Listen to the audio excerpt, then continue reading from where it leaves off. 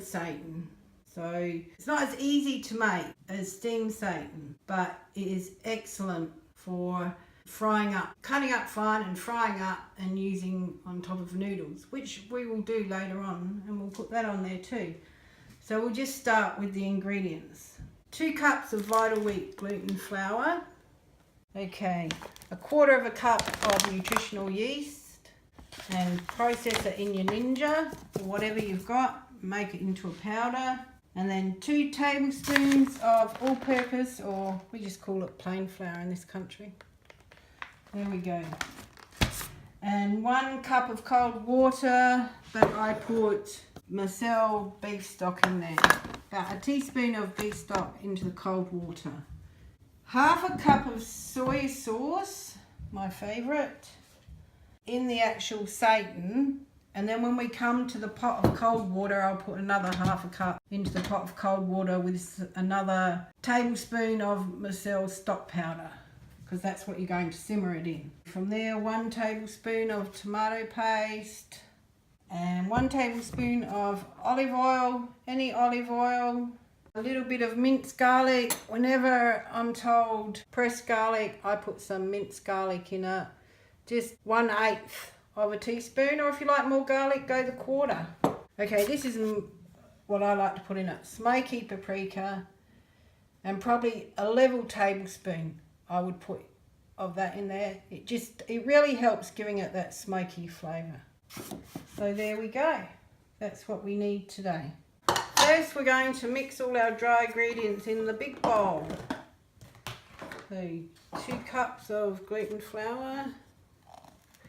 I always just transfer, my bags aren't that strong, and I sort of, the minute I open one, I put it in another container.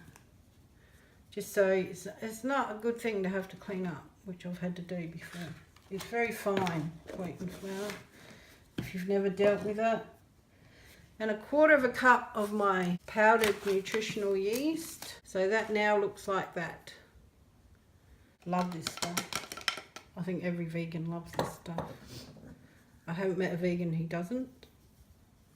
Just gives everything sort of some creamy flavour.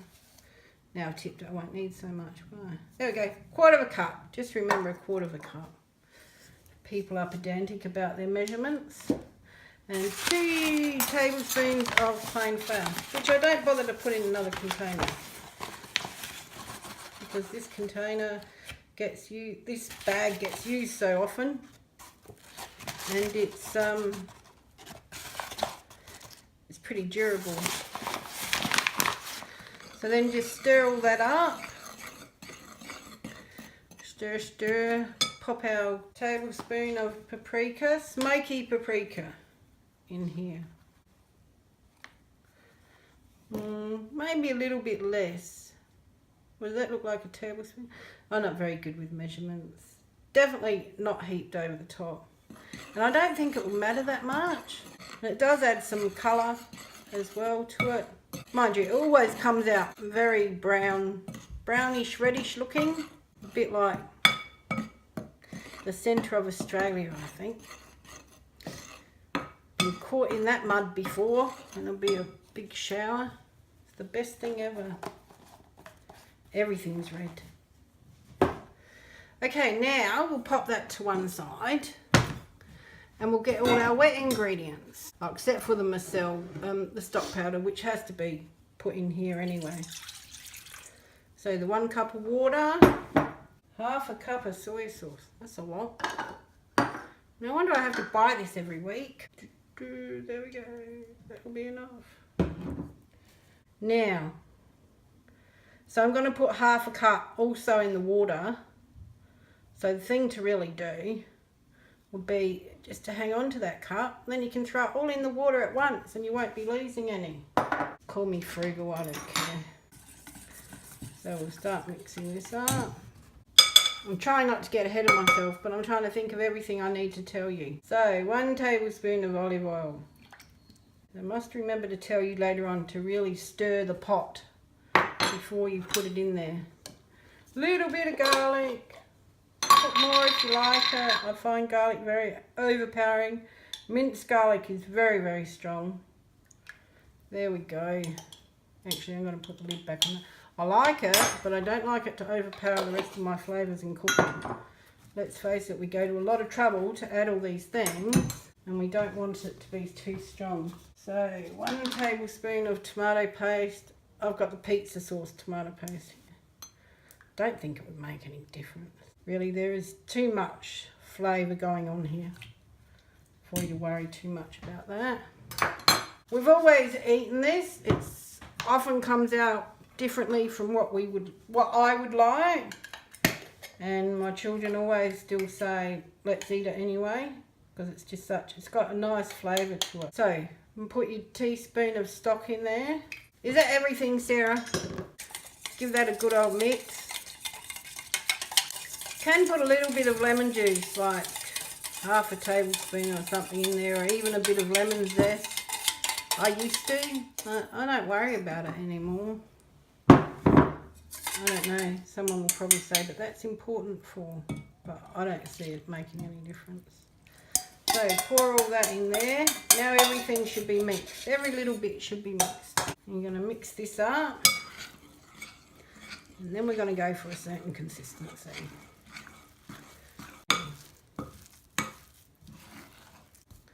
So that's about all I'm going to get out of the spoon.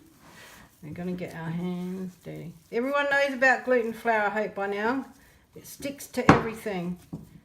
Always have to, if you're not careful, you have to throw your cloths out afterwards. I suppose it would be the same if you had a plastic brush that you're trying to clean things with. I often find I'm using my hand to clean things as much as possible. Definitely don't start the day off with a new washcloth and then try and clean your Satan up, because your washcloth's not going to last long.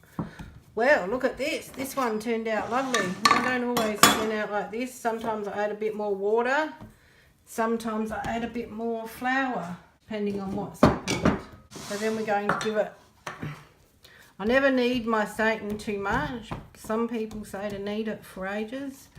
I think if I can get a nice shape out of it, whatever shape I'm trying to get, I'll leave it at that. If you knead it a lot, you get a lot of fibres, a lot of fibrous material, it looks like. Don't know, maybe people are trying to get that out of their Satan. It's not what I want. So now you let it sit for a few minutes.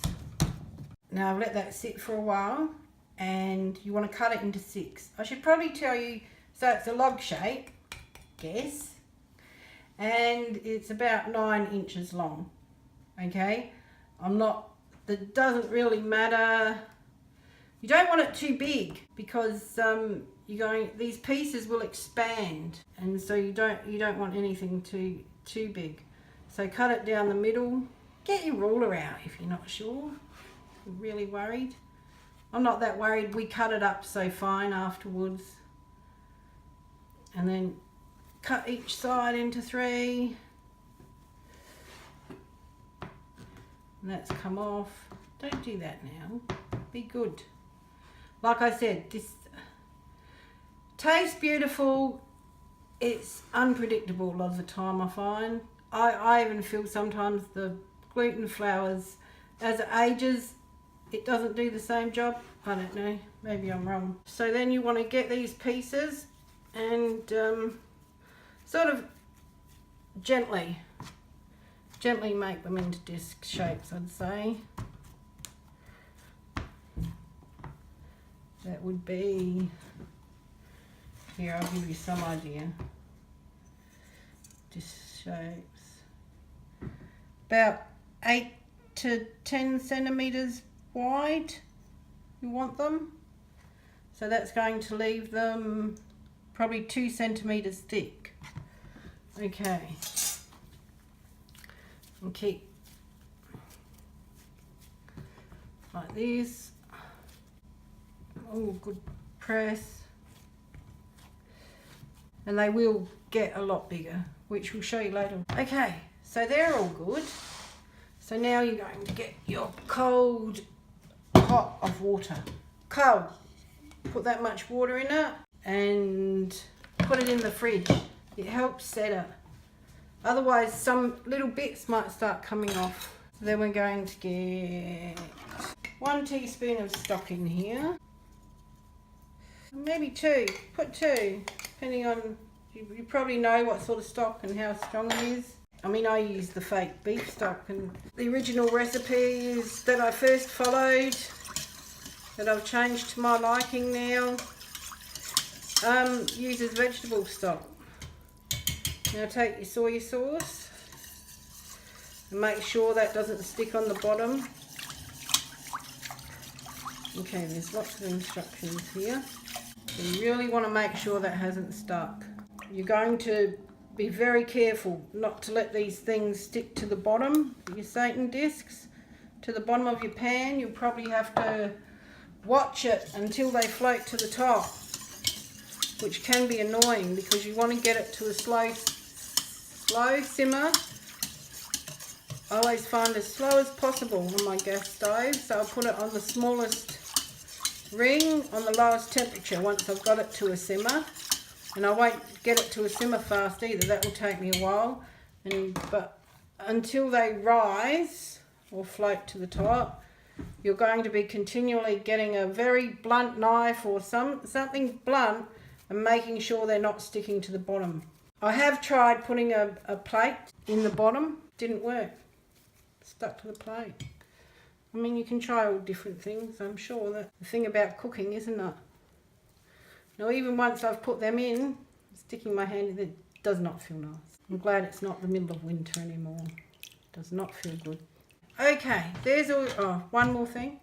Simmer slowly for an hour. So you actually want it to simmer slowly for an hour. So it might take you 10 minutes to get it to a simmer, or 5 if you're ready to take the charm. And then you're going to be continuously checking it. This is why I like to make steamed Seitan and not boiled Seitan.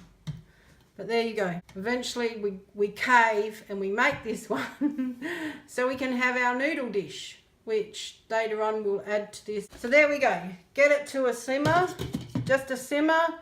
Put the lid a bit like this once you've got it to a simmer, and then you're going to leave it for an hour, but not really, because you're going to be running back and checking it all the time. If you let this boil too fast, the Seitan will fall apart, gotta say. I followed this old recipe. People have come up with new ones and say, don't bother to get everything cold. Don't worry if it cooks too fast. All these things. I tried that and it didn't work. So we're back to doing the long-handed version.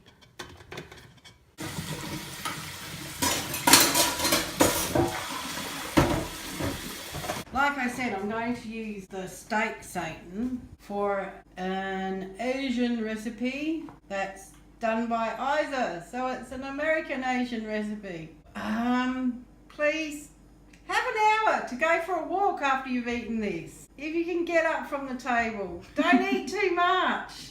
If you really feel like you don't want anything that's got a lot of even good fats in it, maybe this isn't for you. Like I said, I put off making this until the cravings get too much, that I must have it, that we must have it. I get little comments from my adult children about it's about time we had this again. Here we go anyway. So you need some peanut oil, 2 teaspoons, some minced garlic, a cup of water, you know what water looks like, 2 tablespoons of soy sauce, 1 teaspoon of ground coriander, some 2/3 of a cup of all natural peanut butter. No, just got the Coles brand there. 2 tablespoons of pure maple syrup. Some rice vinegar, 3 tablespoons, and 2 teaspoons of hot sauce, depending on how hot you want it. There you go. Now we'll get started on this. Don't know if you can see my recipe book. Don't need to put a thing on it. I'm just saying it's a mess. We're now at the stage where a new recipe book comes into the house and we tend to photocopy our favourite recipes because I've really used this one too much. Although I say I don't use this recipe too much. But there we go. So, number 1, 2 teaspoons of peanut oil, maybe more like a tablespoon to 2 tablespoons. Depends how runny you're going to want your sauce in the end, doesn't it? Because I have put more peanut oil in here at the end because it's just been too thick. But it depends what sort of peanut paste you've got. Depends on the weather, hey? Not really, but we can always blame the weather. So we're just going to cook that garlic off a little bit. Saute the garlic. You put a bit of ginger in this if you want. A couple of people in my family do not like ginger. It's not me. So we don't add it. To each their own. That's the beauty of cooking at home. Or the interesting thing of cooking at home. So that's nice. And now we're going to add the water. So 1 cup of water to add to the oil. Be careful. Whoops, should have said that. Not that careful in the kitchen. Try and be very careful. Watch out for my pets and anybody else standing around. The rest of it sort of goes, oh well. We do have fire extinguisher. What's that? OHS? Okay, so you've added the water, now the soy sauce and the coriander, and bring it to a boil. 2 tablespoons of soy sauce. Soy sauce, soy sauce, soy sauce. Or soy sauce. I see the sauce every week and have to buy some more. There we go. 2 of those. And then I think it's 1 teaspoon of ground coriander. The yummiest thing in the world. We don't tell anyone else we use this because there's someone in the house who doesn't like coriander. How's that? People that think it tastes like soap. Whoops, just won't go there. There we go. And now we're going to bring that to a boil. I do love my gas over electricity, but at the same time it can be difficult to manage. Basically dealing with a fire. Add the peanut paste. Okay, well there might be a cup here. And 4 of us might just be eating this, but don't judge. We never do till afterwards and go, oh my God, what did we do that for? Is that right? Yes. That's right. I won't get it all out, that'll make me feel less guilty. There we go. Hang on, I've just got to go over here and lick the knife. Love peanut paste. Whoops. Already weighs too much, it crashed into the sink. Now we have to stir all this in. Okay, that looks like it normally does. Looks beautiful. Now we can start eating it. There we go. So that's good. Now mix in the maple syrup, vinegar and chili sauce. 2 tablespoons of maple syrup. 1, 2. This is what I do. I don't necessarily try and manage the fire all the time.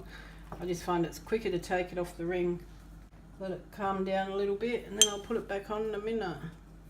3 of this. 1, 2. Ooh, a little bit less. It's the rice wine vinegar. 3 of the rice wine vinegar. I think we'll just taste that before we add the other one that I might have skipped. Now the hot sauce. It's up to you people. How much hot sauce you add? Let's see, this says 2 teaspoons, doesn't it? 2 teaspoons, I'll start with that. Oh. 2 little teaspoons. Who doesn't like sriracha sauce? Honestly, there's one of my kids and she doesn't like any hot food. She loves sriracha sauce. We haven't told her it's hot. Don't matter. When I say kid, she's nearly 21. Matter. That's okay, whatever gets you through. Okay, now you're supposed to let this sit while you prepare your vegetables, your noodles and your steak. Now what will happen sometimes is it will get really thick. It's up to you. You can add a little bit of more peanut oil like I said earlier. or you can add a little bit of water. You're just going to have to really heat it up again and really mix it through. I sort of just added a bit of water to it then, just because I didn't like how thick I was leaving it. So how can I show you how thick it is? If I get this, go like that.